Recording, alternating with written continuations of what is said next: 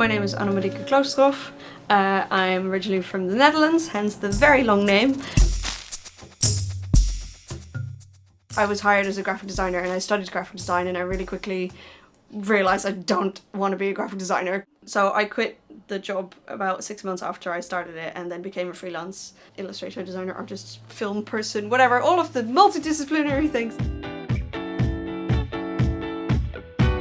In the first 2 or 3 years or something of being a freelancer, you're definitely beating yourself up about it way more, because every time projects dry up, which usually is around December, January, February time, you start to stress out, and then around February, March time, you're like, maybe I should apply for a real job. And then the jobs come in 3 at a time, because it's the end of the tax year, and then new stuff gets funded. So as long as you start to recognize the same roller coaster loops are happening in the same pattern every year, but it's definitely a skill to learn to not freak out and to take your time.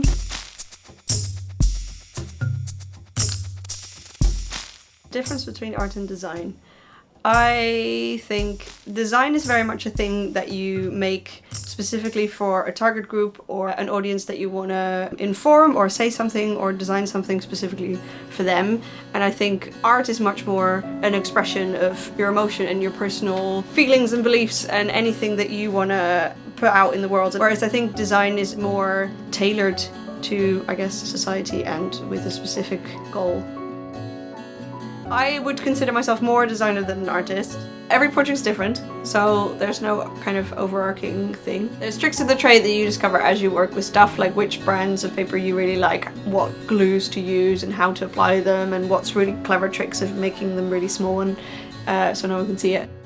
You talk to the client, or you have an idea yourself if it's a collaboration or a personal project, and then you sketch out, or at least I sketch out really rough ideas in my sketchbooks. Usually the first thing I do is pick a colour scheme before I've even drawn it up properly, because the colour scheme for me very much is a big part of my work, and I think it gives away the mood and the overall feeling that you tend to go for. And then the paper part is just the making, and then that's the really nice relaxing part, because most of the time you've already done the majority of thinking beforehand, so when you get to the cutting and gluing stage, it's really therapeutic and very fun. If I were to describe myself to someone, I would say it's very fun and playful and a bit cheeky and very colourful and very happy and positive. And not to say that I wouldn't deal with negative topics or hard-hitting topics, because I've definitely done that. I've done projects about cancer and projects about feminism and projects about mental health and all those kind of much more heavy, dark topics.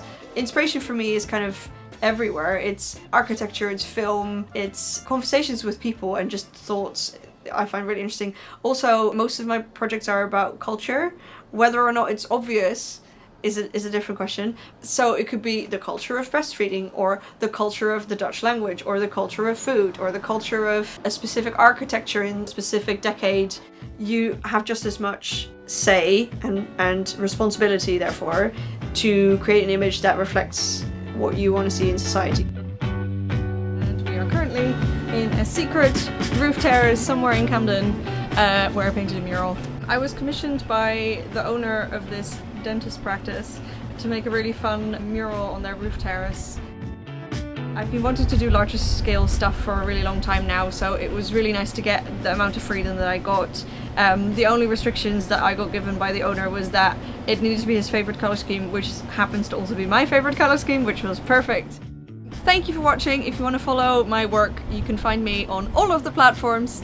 If you can spell my name, it's Annemarieke Kloosterhof.com, which is my full name, or on Instagram at annemarieke.kloosterhof, or on Behance, or on Facebook, or on any of the dots, all of the Pinterests, all of the many platforms. Just Google me and you can find me. I don't think I have any specific goals.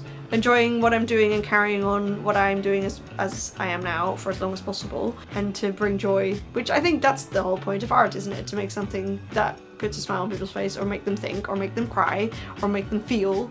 But if you ask me, what's your goal? Earn $1 million? No, that's no. No, you can give it to someone up now. I mean, if you're offering, sure.